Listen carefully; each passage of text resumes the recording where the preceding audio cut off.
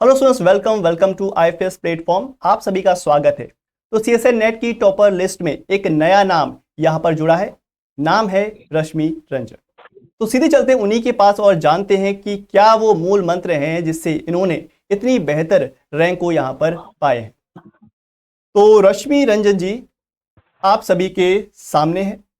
तो आप छोटा सा एक पहले अपने सभी दर्शकों को, स्टूडेंट्स को एक अपना ब्रीफ इंट्रोडक्शन दे दीजिए।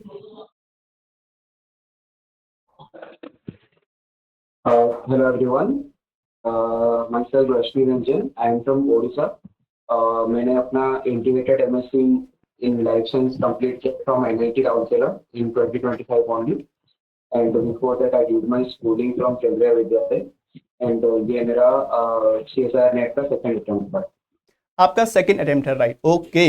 इसका मतलब आपने बहुत कुछ सीखा भी होगा अपने पहले अटेम्प्ट में करी हुई गलतियों से, राइट? तो मतलब पहले अटेम्प्ट में आपका क्या रैंक आया था, मतलब आपने क्या अचीव किया था, आप जरा मुझे बताएं। या सर पहले अटेम्प्ट में रैंक तो फिलहाल याद नहीं है बट मेरा ओनली PhD हुआ था। Okay okay. और LSC मेरा हुआ नहीं था, ओनली अच्छा, PhD आपने हुआ था। मतलब पहले अटेम्प्ट में भी पीएचडी आपने आपने ले लिया था, राइट? और इस अटेम्प्ट में यानी कि सेकंड जी अटेम्प्ट में सर। आपका ऑल इंडिया रैंक 34 आ रहा है, तो आपको कैसा लग रहा है? सर अभी तो बढ़िया है सर। लाइक LS में 34 रैंक आ रहा है तो अभी ठीक ही है। बट थोड़ा मतलब ये भी है कि JRF ओनली मेरा 0.5 के लिए मिस हुआ है। सो तो मतलब आपका नेक्स्ट टारगेट अब जीआरएफ है, राइट? मतलब हाँ, अभी के वही कह सकते हैं क्योंकि थोड़ा उसके लिए वो थोड़ा ये लगा कि 0.5 के लिए मिस हुआ है बट इट्स ओके, अभी के लिए तो इट्स गुड। बिल्कुल। आपके आईएफएस और मेरी तरफ से आपके लिए विशेष हैं कि भाई आप इस बार पक्का जेआरएफ आपका यहाँ पर आए और हम फिर से आपका यहाँ पर इंटरव्यू लेने का मौका मिले। तो कुछ चीज़ें, कुछ बातें मैं आपसे जानना चाहता हूँ कि आपने सबसे पहले जो सीएसआई नेट एग्जाम भी कुछ होता है, जेआरएफ भी कुछ होता है, इसका नाम सबसे पहले आपने कब सुना? सर एक्चुअली ये तो पता था हम लोगों को like from third year around पता था बिकॉज जो हमारा सिलेबस होता है वो भी प्रॉपरली नेट के पैटर्न में ही मतलब डिजाइन किया जाता है उधर NIT राउरकेला में। सो ये पता था बट पहला अटेम्प्ट तो अभी मैंने लास्ट सेमेस्टर में ही दिया था। बट अब मतलब आइडिया था कि हाँ ऐसा एग्जाम होता है करके third year fourth year around. Okay okay, ठीक है। तो जैसे हर एक स्टूडेंट की एक जर्नी होती है और वो कुछ बीच बीच में डिमोटिवेट भी होते हैं टाइम टू टाइम। क्या आपको कभी ऐसा लगा कि आप डिमोटिवेट हो रहे हो एग्जाम के लिए, या कभी आपको ऐसा लग रहा कि तैयारी मुझे अब नहीं करनी चाहिए, अब कुछ और देखना चाहिए, और आपने कैसे उसको ओवरकम किया और कैसे फिर यहाँ पे आपका जो रैंक है 34 आया? सर एक्चुअली मतलब ये था कि जो जितने भी अभी फिलहाल नेट में जितने भी आते हैं यूनिट्स आते हैं। सो पहले तो ये लग रहा था कि इतने कवर अप नहीं हो पाएंगे या फिर कैसे होगा कैसे करेंगे।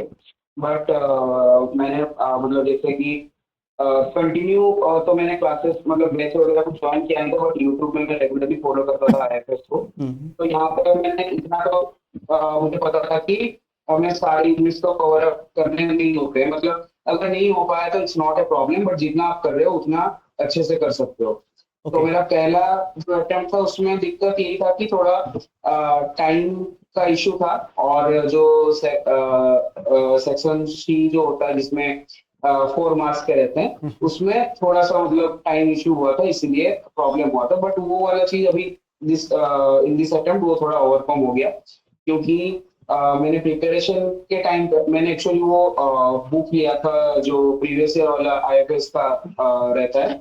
तो उसमें मैंने ये देखा था कि जो लास्ट के सेक्शन में ऐसे तो कुछ आता है अगर आपने प्रिपरेशन सही किया मतलब उसमें आपको सोचना नहीं पड़ता। राइट। बहुत सारे मैथ्स के प्रॉब्लम्स होते हैं, स्टेटमेंट कुछ होते हैं जो में से वही 25 वाले को ढूंढना था। तो वो थोड़ा कि टाइम क्लासेस है, और मैंने क्लासेस जो क्योंकि मैं अभी फिलहाल जॉब में हूँ तो ज़्यादा टाइम मैं दे नहीं पाया, तो मैंने ज़्यादातर वन शॉट वीडियो वगैरह सब देखा था, जितना भी चल रहा था आईएफएस की यूट्यूब में। प्लस मैंने एप्टीट्यूड के लिए आपके जो भी वन शॉट चल रहे थे वो मैंने देखा था सब। ओके। तो बस वही इस बार का प्रिपरेशन। तो मतलब कि जॉब पे रह के भी यहाँ पे हम पढ़ाई कर सकते हैं और यहाँ पे रैंक ला सकते हैं। तो आपको क्या लगता है कि मतलब जो अपने जो आने वाले जूनियर्स को कोई जो 2-3 टिप्स आप देना चाहते हो जो आप पहले की गई यानी कि फर्स्ट अटेम्प्ट में की गई गलतियों से कुछ आप सीखे होंगे, क्या वो गलतियां हैं जो कि हमको नहीं दोहरानी चाहिए? कोई 3 टिप्स। सर पहले तो, हाँ सर, पहला तो ये है कि मतलब चाहे आपको टाइम ज्यादा ना मिले बट ट्राई ये करना चाहिए कि जो भी मॉक टेस्ट होते हैं उनको अटेम्प्ट करना चाहिए। ओके। और सेकेंड ये कि टाइम टाइम मैनेजमेंट बेसिकली, क्योंकि जनरली मतलब मैंने जो 2 अटेम्प्ट में देखा है कि एप्टीट्यूड का सेक्शन अगर आपने सही से थोड़ा प्रिपरेशन किया है तो इजीली हो जाता है। तो आपको टाइम देना है सेक्शन सी, क्योंकि उसमें 4 मार्क्स वाले क्वेश्चन आते हैं। राइट। बट उसमें भी आपको किसी भी क्वेश्चन में रुकना नहीं है, आपको जितने भी 75 है 75 में से आपको 25 ही करने हैं। तो सब आपको देखना पड़ेगा सारे क्वेश्चन, एक बार बस रीडिंग कर लीजिए।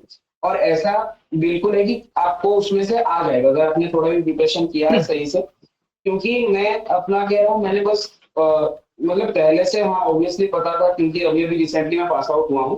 बट उसके अलावा मैंने बस जनरली वो वन शॉट रिवीजन सीरीज ही देखा था।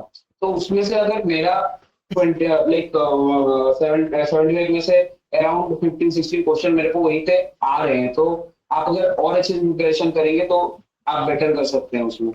ओके। तो जैसे कि आप पता है कि पार्ट बी के साथ सी और ए भी बहुत ज़्यादा इंपॉर्टेंट है। तो आपने पार्ट ए यानी कि जनरल एप्टीट्यूड में कितने क्वेश्चन अटेम्प्ट किए थे? सर मैंने ए में 15 पूरा किया था सारे। आपने 15 क्वेश्चन पूरे अटेम्प्ट किए थे और उसमें से कितने सही हुए? हाँ सर। सर मेरा एक गलत था, 14 से। एक ही गलत हुआ, मतलब आपने 14 क्वेश्चन एकदम सही किए। तो क्या हाँ। आपने एप्टीट्यूड के लिए अलग से प्रिपरेशन करी थी या आपकी मैथमेटिक्स पहले से ही अच्छी थी? सर टू बी ऑनेस्ट मैंने एप्टीट्यूड के लिए बस जो भी मतलब कॉन्सेप्ट्स वाले वीडियो जितने आ रहे थे आईएफएस में आपके इसमें आ रहे थे जो भी कॉन्सेप्ट्स थे, मैंने बस वही प्रिपरेशन किया था। बाकी तो सर जनरली मतलब इतना तो लेवल ऑफ मैथमेटिक्स नहीं चाहिए होता है जितना हमने प्रीवियस ईयर में भी राइट। देखा है। बस राइट। आपका उस टाइम पे प्रेजेंस ऑफ माइंड चाहिए होता है कि किस क्वेश्चन को किस बेसिस पे अटेम्प्ट करना है। और ऊपर से वहाँ पे ये भी रहता है कि 5 क्वेश्चन हम छोड़ भी सकते हैं, तो हो जाता है उसमें। बिल्कुल। ये सवाल मेरा आपसे इसलिए था क्योंकि जो लाइफ साइंस के खासकर स्टूडेंट्स हैं ना, वो मैथमेटिक्स जहाँ भी देखते हैं नंबर्स को, वो उनका 36 का आंकड़ा रहता है मैथमेटिक्स के साथ। इसलिए मैं ये सवाल सबसे पूछता हूँ कि एप्टीट्यूड को आप कैसे मैनेज करते हो, क्योंकि बहुत सारे ऐसे स्टूडेंट्स अभी तक मुझे मिले हैं, खासकर जो टॉपर्स हैं, वो 15, 14, 13 क्वेश्चन तक अटेम्प्ट कर पा रहे हैं। यानी कि उनका जो मैथमेटिकल पार्ट है या तो उन्होंने स्ट्रॉन्ग बनाया है या उनका पहले से ही स्ट्रॉन्ग था। ओके, बहुत अच्छा लगा आपसे बात करके। और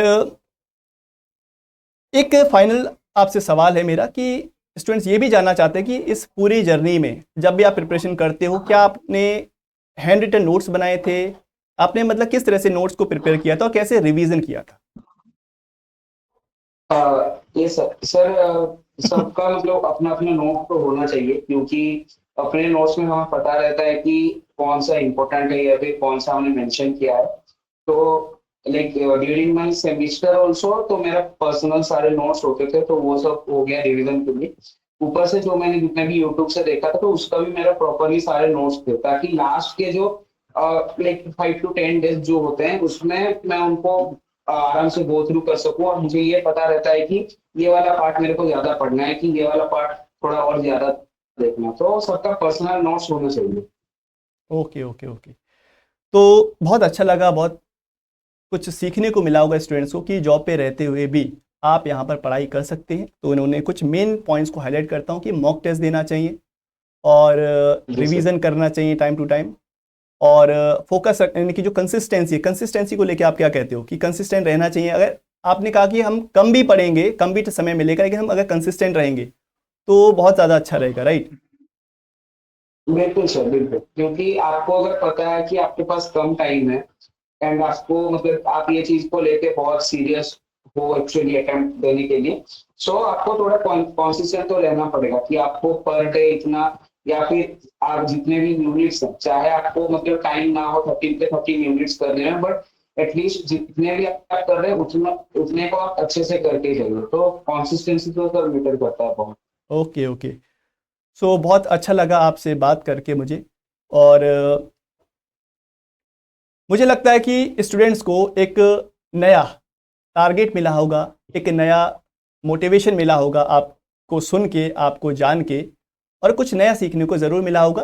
तो आपको अपने फ्यूचर के लिए बहुत बहुत शुभकामनाएं, आईएफएस की तरफ से बहुत बहुत बधाइयाँ। तो हम चाहते हैं कि अब नेक्स्ट थैंक यू आपका जो सर। टारगेट जो है ना, जो जेआरएफ है, आपका हम फिर से इंटरव्यू लें अगले नेक्स्ट दिसंबर वाले एग्ज़ाम में। आपको बहुत बहुत बधाइयाँ। तो स्टूडेंट्स, आपने देखा रश्मि रंजन की एक अनोखी कहानी, और ऐसे ही मैं और भी कहानियां लेके आऊँगा टॉपर्स की इसी प्लेटफॉर्म के ऊपर। तो आप लोग जुड़े रहिए। तो मिलते हैं नेक्स्ट इंटरव्यू में। Till then, thank you so much and happy learning.